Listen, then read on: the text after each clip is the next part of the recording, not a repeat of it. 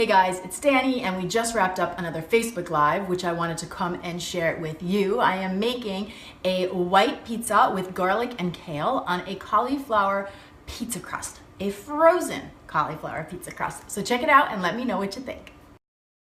All right guys, so Danny Spees, we are making this amazing white pizza with garlic and kale, but the key here is that I'm making it on a cauliflower crust, which is beautiful if you are low carb or just looking to work more vegetables into your diet while pulling back on refined grains. So I've showed you guys in the past how to make cauliflower crust from scratch, and while it is easy and very doable, it's a little bit tedious, and it's definitely not something that most people are gonna just like whip together on a Friday night. So I'm very excited to introduce you guys to this new product that I have found. It is a frozen cauliflower crust that you can build a pizza on, and because you can just leave it in your freezer and it stays good, I think, for like up to 9 months, it really does make it doable and realistic and convenient. So take a peek at what our pizza is gonna look like, because I did one just so you guys could get a look here.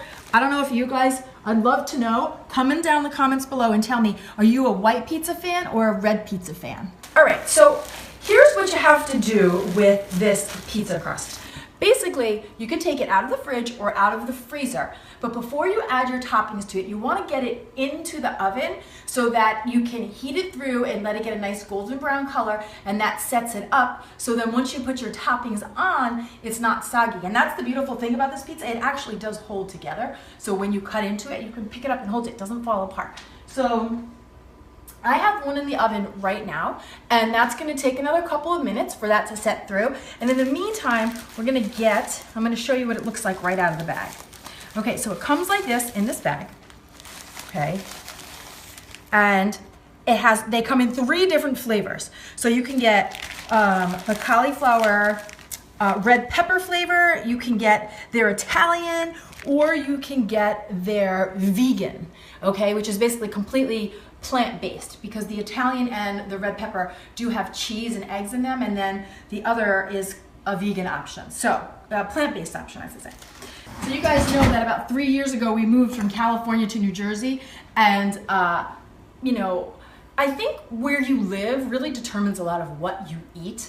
And so there's a lot more pizza, there's a lot more bagels, there's a lot more like Italian food because my family cooks Italian. So a lot of foods that I didn't used to eat in California, and I'm always enjoying finding ways to kind of clean and delicify them.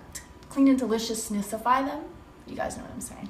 All right, so I'm gonna get out this crust that's in the oven. So you can either put it on a pizza stone or on a baking sheet that you have lined with a little bit of parchment paper. I happen to have a pizza stone, so that's what I did. My oven is hot. Beast. I know. Okay. Okay, so to build this white pizza, now you can see this totally holds together, okay? We can see that. It's set up, the edges are a little bit browned. That means it's ready to have its toppings layered on top, okay? So to build this white pizza, the first thing I do is layer down some fresh ricotta cheese. And again, New Jersey is kind of known for Italian food, so a lot of stores sell fresh homemade ricotta cheese. Personally, I will buy local homemade anything before I'll buy it from like the dairy department, right? Or any department it's sold in. So rather than looking for a low fat or a light ricotta cheese, I'm always gonna go local and made with love first. So if you have that option, go for it. Otherwise, you can do this with a light ricotta cheese or a full fat, totally up to you. So I do a nice thin layer. Don't wanna overdo it because the pizza will get too heavy, and I like for it to stay nice and light. Okay, ricotta deliciousness. Okay, then I like to do a little garlic powder right over,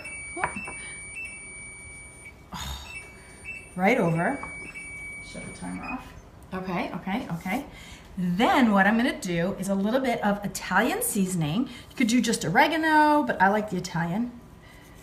Hey Kate, there's a link up above in the description box that shows you where you can order the pizza, okay? You have to order it online as of now, unless you live in California. They do sell it in certain stores in California, which they'll tell you about on the website.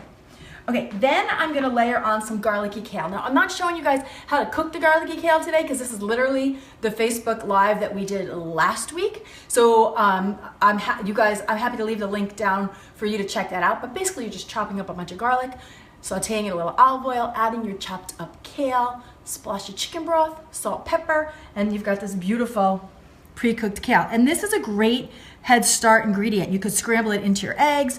You could do what I'm doing and put it on your pizza. You could turn it into a quesadilla. You could put it on a sandwich. Really a lot of different options if you make that ahead of time and just have it ready to go in your fridge. And it will last you like a good 5 days in your fridge. Okay, so I'm sprinkle on the kale.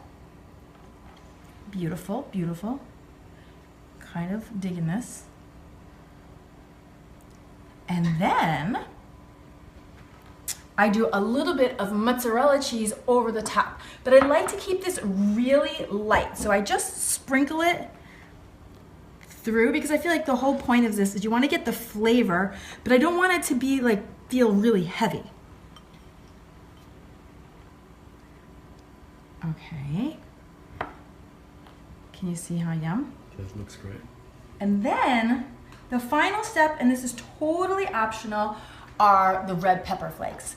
But the ricotta cheese and the kale and the garlic, they just kind of beg for the red pepper. So sprinkle that right over the top, okay? Look at how beautiful that is. Okay, then this pizza goes back into the oven for basically 8 to 10 minutes or until that cheese melts over the top, and we're gonna end up with this final product. But let's put it, I'm gonna get it back in the oven. And all I do is I just put a spatula right underneath and see, it holds together. So it transfers easy peasy. In you go. And that's that. 10 minutes and that sucker's done. Let me tell you a few other things about this. So this is gonna be your final product over here.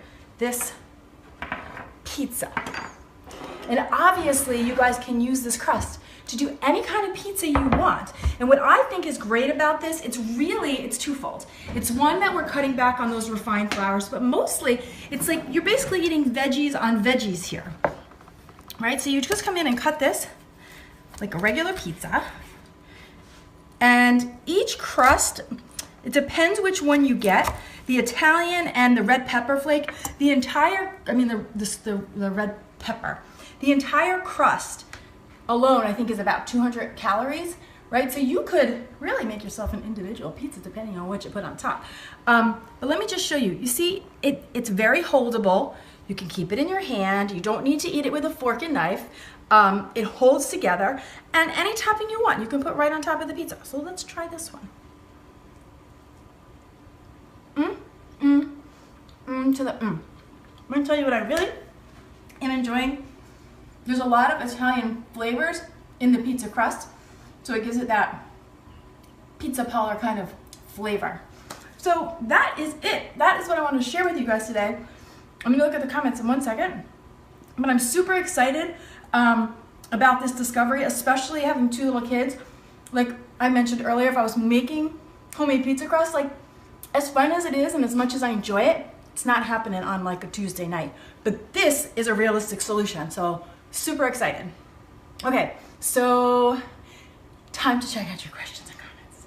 Okay guys, hi Danny, how many carbs are there per slice? Okay, I knew somebody was gonna want to know these things. So it depends on which crust you buy, but let's just go with the original Italian style, okay? 1/3 of the pizza has 2 carbs. So that means the entire pizza crust has 6 carbohydrates, 3 grams of sugar, 15 grams of protein for the whole entire pizza crust, okay? 210 calories. Okay, so that answers that question. All right, so the name of this company is called Cauliflower, C-A-L-I-F-L-O-U-R. I have a direct link for you guys up in the description box below. Once we say goodbye, I will also add it down to the comment section. Up, you know what I know. Okay, my friends. Thank you for joining me yet again. I hope you guys get to give this a try. Even if you put it on any type of pizza crust you like. It doesn't have to be this pizza crust. You could try this recipe on any type of pizza crust and let me know what you think. Cheers. Bye guys. Hey guys, it's Danny and we just wrapped up another Facebook Live which I wanted to come and share with you. 3, 2. Hey guys, it's Danny and we